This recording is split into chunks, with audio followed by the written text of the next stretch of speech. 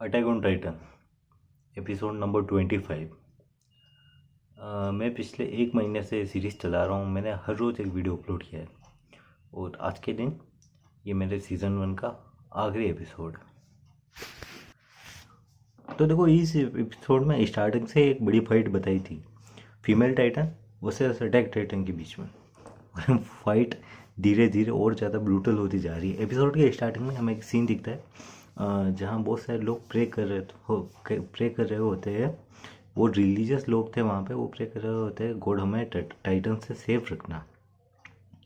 अचानक से female Titan उनके ऊपर गिरती है, सब खत्म, पूरा खून भी है, एक आदमी बचता है।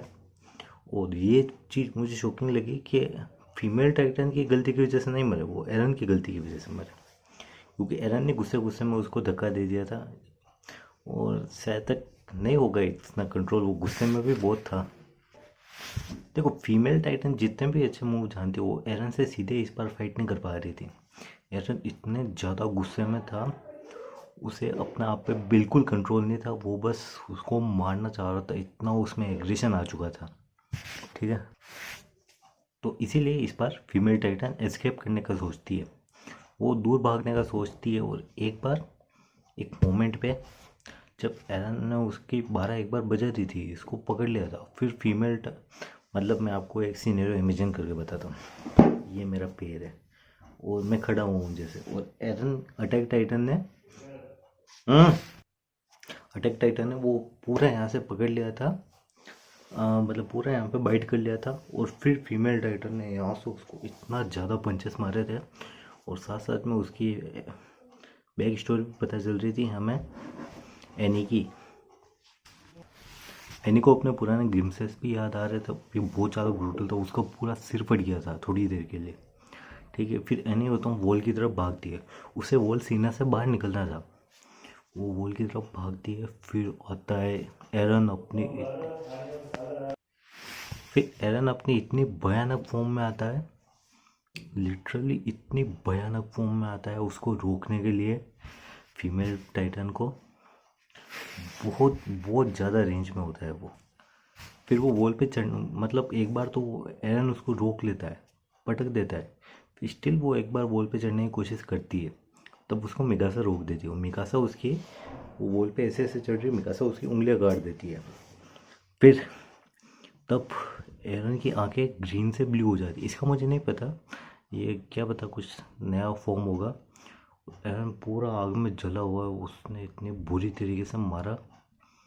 फिर वो अब उसने एक लाइन बोली थी, I will kill fucking God. वो मुझे उस टाइम पे विलन एनी नहीं लग रही थी, विलन एरन लग रहा था।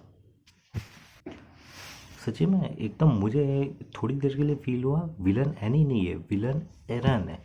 इतना भयानक तरीके से उसकी रेंज बता रहा था, कसम से। एनी मुझे एक हिसाब से उसकी बैक स्टोरी चल रही थी, वो उसने अपने फादर से प्रॉमिस किया था मैं प्रोटेक्टेड रहूँगी, तो इसीलिए एनी मुझे उस टाइम पे हीरो लग रही थी। फिर एरन क्या है, एनी को खाने वाला था लिटरली, उसने फीमेल टाइगर को फोड़ दिया, फिर उसने यहाँ से कट लगा के एनी को खाने वाला था, पर वो 2 सेकंड पहले ही रुक गया था।